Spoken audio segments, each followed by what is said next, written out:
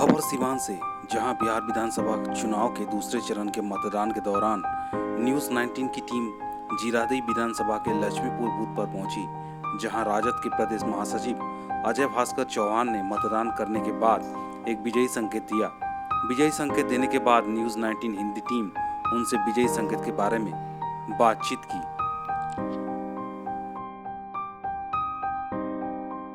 अभी आपने विजयी संकेत दिखाया, क्या कहेंगे? नहीं, वो तो विजयी का जो संकेत है, चूँकि आप देश के चौथे स्तंभ हैं और तमाम बिहार की आवाम को हम लोग संदेश देना चाहते हैं। बिहार में जो मतलब साउंड है ना, जो लहर है, वो नीतीश कुमार के खिलाफ है। और क्यों खिलाफ है? ऐसा नहीं है कि हम लोग विपक्ष में हैं, हम राष्ट्रीय जनता दल के सिपाही हैं, इस नाते हम कह रहे हैं।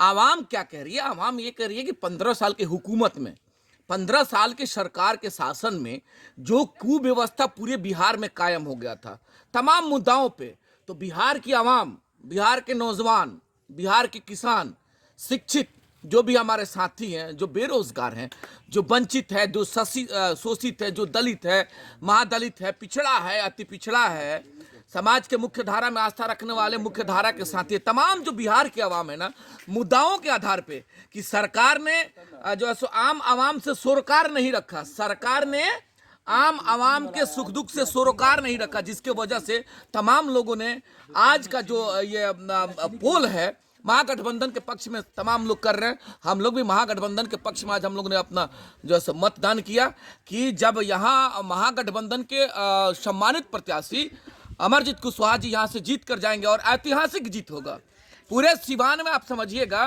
पूरे सिवान में सबसे बड़ा अगर जीत का कोई अंतराल होगा तो उस जगह का नाम है देश रत्न डॉक्टर राजेंद्र प्रसाद की धरती, जीरादेई की धरती।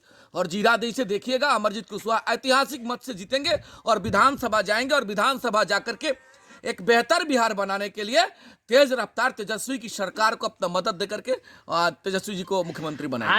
आज प्रधानमंत्री का भाषण चल रहा था, चुनावी सभा चल रहा था, उसमें बोले कि लालटेन युग में 15 साल पहले बूथ को लूट लिया जाता था। क्या आगे सरकार बनने पर कोई एजेंडा अगर हो तो बताएं, कोई एजेंडा अगर उनके पास हो, माननीय प्रधानमंत्री जी, सम्मानित हमारे प्रधानमंत्री जी हैं, और उनके पास कोई एजेंडा हो, एनडीए के पास कोई एजेंडा हो तो बता दे। 15 साल का शासन यहाँ माननीय नीतीश कुमार जी का रहा और देश में सरकार है लगभग 6-7 साल हो गया माननीय प्रधानमंत्री जी का, और माननीय प्रधानमंत्री जी ही आते हैं देश के धरती, ये बिहार के धरती पे, देश रत्न डॉक्टर राजेंद्र प्रसाद के धरती पे आते हैं और घोषणा करते हैं। क्या कहते हैं कि आप लोगों का प्यार मिले हमें, आप लोगों का स्नेह और आशीर्वाद, आपका ताकत हमें अगर मिलता है और देश की हुकूमत में हम आते हैं तो हम क्या करेंगे? नौजवानों को 2 करोड़ प्रत्येक वर्ष का रोजगार देंगे। क्या करेंगे? महंगाई पर लगाम लगाएंगे। क्या करेंगे? माननीय मोदी जी ने कहा था ना कि तमाम गरीब गुरबा लोगों के खाता में 15-15 लाख रुपया देंगे। उन्होंने क्या कहा था? स्मार्ट सिटी बनाएंगे। उन्होंने क्या कहा था कि जो है बेटी बचाओ बेटी पढ़ाओ का नारा देकर के हमारे बच्चों को मजबूत करने का उन्होंने ऐसा बिहार के धरती पर आते हैं वादा करते हैं। तो आपके माध्यम से हम लोग पूछना चाहते हैं कि क्या एक भी वादा पे माननीय प्रधानमंत्री जी और यहाँ एनडीए की सरकार खरा उतरी? अगर नहीं उतरी तो जवाबदेही किसके पास है? पावर में बैठे वो लोग हैं। अब बिहार के अवाम और विपक्ष के सिपाही होने के नाते हम लोग पूछना चाहते हैं कि आप लोग सत्ता के हुकूमत में हैं, आप लोग सत्ता में हैं, तो आखिर बिहार के साथ ऐसा आपने क्यों नहीं किया? और माननीय मुख्यमंत्री जी को देख लीजिए ना, जब कोरोना का दौर था तो सो रहे थे, बाढ़ से जब हाहाकार था तो सो रहे थे, चमकी बुखार का जब प्रकोप था मुजफ्फरपुर में उस समय हाथ खड़ा कर दिए थे, और मुजफ्फरपुर बालिका गृह कांड का जब कांड हुआ, और देख लीजिए सबसे बड़ी बात, मुजफ्फरपुर बालिका गृह कांड का इतना बड़ा घटना है और वहाँ के जो आरोपी हैं उनके पत्नी को पुनः जेडीयू के द्वारा टिकट दे देना क्या दर्शाता है? कहीं ना कहीं यह दर्शाता है कि ये लोग आपा खो बैठे और बिहार के आम आवाम के साथ इन लोगों का कोई सरोकार नहीं है। इस वजह से ये लोग परेशान हैं। माननीय प्रधानमंत्री कहते हैं कि डबल युवराज यूपी में भी देख लिए और डबल युवराज बिहार में भी घूम रही है। आप व्यक्तिगत किसी पे हमला करिएगा? यहाँ तो राजनीति नीति की बात है ना, हम लोग नीति का विरोध कर रहे हैं। हमने तो कभी ये नहीं कहा कि नीतीश कुमार का व्यक्तिगत मामला क्या है, नीतीश कुमार का जो सो बेटा कहाँ है, नीतीश कुमार की बेटी कहाँ है, नीतीश कुमार अपने पत्नी को छोड़ दिए, मोदी जी अपने पत्नी को छोड़ दिए, या मोदी जी को बेटा है कि बेटी, ऐसा तो हम लोगों ने सवाल नहीं किया। तो हम लोग तो सवाल कर रहे हैं मुद्दाओं के आधार पे कि सरकार का जो नीति है, राजनीति का जो नीति होता है, बिहार के आवाम के लिए आपने कौन कौन सा नीति बनाया?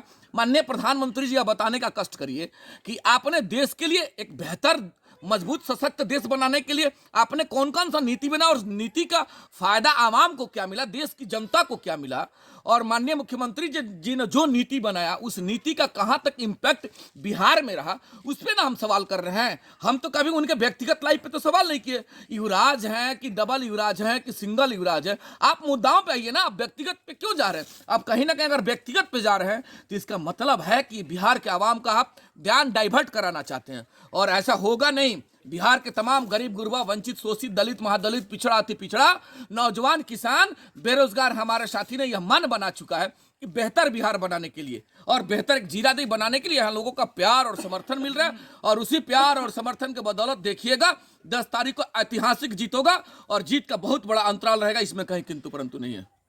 मतलब तेजस्वी यादव कहते हैं कि 10 तारीख को नीतीश की विदाई, क्या 100% श्योर है? तेजस्वी यादव जी बिहार के आवाम के आधार पे कह रहे हैं, जो लोगों का प्यार और समर्थन मिल रहा है, जो लोगों का ताकत मिल रहा है, उसके आधार पे वो कह रहे हैं कि 10 तारीख को नीतीश कुमार की विदाई है, और विदाई का उसका जैसे नजीर समझ लीजिए ना, लोगों का जो जन सैलाब है, जो प्यार मिल रहा है, और एक नया बिहार बनाने के लिए, एक नया बिहार बनाने के लिए, एक बेहतर बिहार बनाने के लिए, नौजवानों के रोजगार के लिए, इन बुजुर्गों को 400 की जगह 1000 पेंशन देने के लिए, तमाम जो शिविका आई है दीदी हैं, आशा दीदी हैं, जीविका दीदी हैं, तमाम दीदियों के अधिकार की बात, हमारे तमाम शिक्षकों के समान वेतन के समान काम के बदले समान वेतन को लेकर के जो एजेंडा उन्होंने दिया बिहार के आवाम के लिए, अभी तो उनका जो बेहतर एक एजेंडा है कि इन लोगों को जो है सो हम 400 की जगह 1000 देंगे। और देखिएगा आज का स्टेटमेंट हमको एक आदमी फ़ोन किया, बहुत बेहतरीन उन्होंने, कि अगर कहीं राशि का कम पड़ा इन सारी व्यवस्थाओं को करने में, अगर आदरणीय तेजस्वी यादव जी को कहीं वैसा दिखता है कि हमारे पास धन का अगर कमी है, तो उन्होंने कहा है कि आने वाले समय में माननीय सांसद और माननीय विधायक और माननीय मंत्री का वेतन भी हम काटेंगे और वेतन रोकेंगे, और हम भी अपना वेतन देंगे बिहार के बेहतर बिहार बनाने के लिए, बिहार को एक विकसित बिहार बनाने के लिए।